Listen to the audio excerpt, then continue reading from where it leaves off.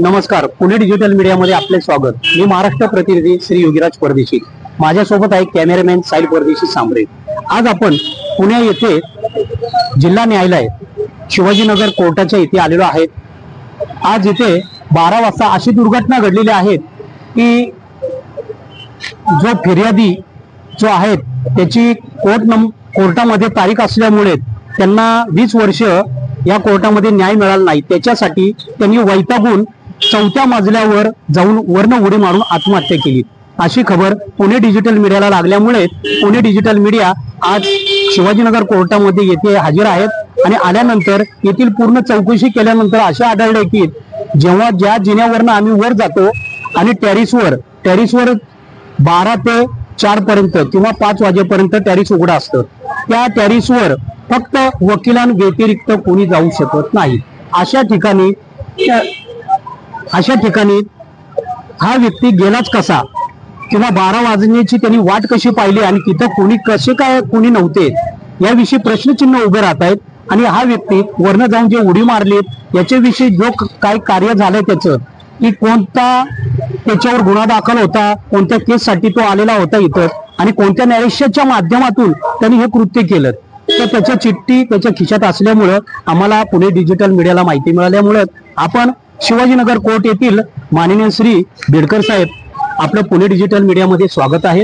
धन्यवाद। आपण ही जी घटना घडली 12 वाजता, तर आपल्याला ही घटना घडलेली कधी माहिती झाली आणि ही जी घटना घडलेली याविषयी आपली प्रतिक्रिया काय ती पुणे डिजिटल मीडियाला सांगा।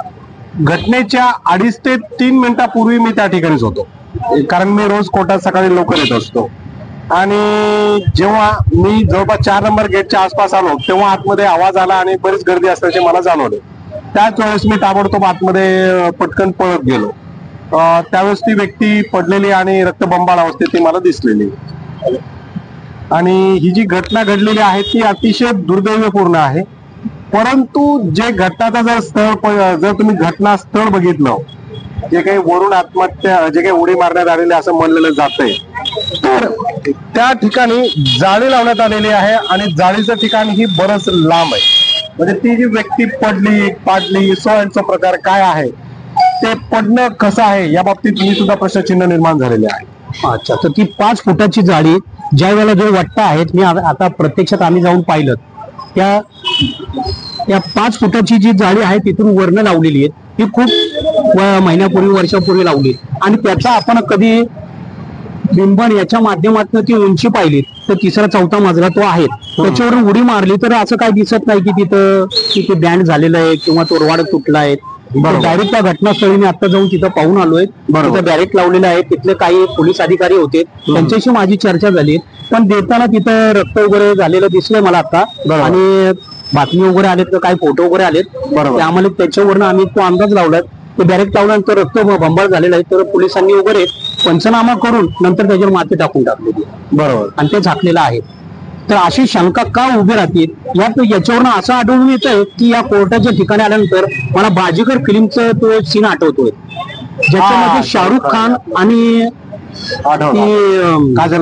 शेट्टीला फेकून देतो, शिल्पा शेट्टी यांनी वरनं उडी मारून किंवा तिला त्यांनी फेकून दिलं असं सीन एक आठवतो बरोबर। पण त्यावेळेला तो डायरेक्ट जो दिसतो तो बिंब काय तुटलेला किंवा बँड झालेला काही दिसत नाहीये आणि मला जागेला जाऊन आलेलो आहे, जाळी सुद्धा बरीच लांब आहे। तर आपण त्याच्याविषयी काय माहिती द्या? सांगितलं ना मीच, उलट ही बाब तुमच्या सांगण्यात आलेली आहे की बाबा ती जाळी लांब आहे, ती व्यक्ती जी आहे ती पडलेली त्या ठिकाणी दिसते आहे। आता सत्य समोर येईलच लवकर, कारण कोर्टात सीसीटीव्ही कॅमेरे लावण्यात आलेले आहेत, जागोजागी कॅमेरे आहेत, बरेच लोक त्यावेळेस तिथं हजर होते आणि ती घटनाच्या वेळेस मोबाईल रेकॉर्डिंग वगैरे लोकांनी। वाजिद खान ऍडव्होकेट आहेत, यांच्यातर्फे आपण बिडकर साहेबांना आपण विचारलंय, त्यांची ती माहिती त्यांनी दिलेली आहे, पण अधिक माहिती आणि तपास हा पोलीस यंत्रणा करून आपल्याला थोड्याच कालावधीमध्ये हे झालेला प्रकार व गुन्हा दाखल कसा झाला किंवा काय आहेत त्याची रूपरेषा आपल्याला माहिती देण्यात येणार आहे। मी महाराष्ट्र प्रतिनिधी श्री योगीराज परदेशी, धन्यवाद।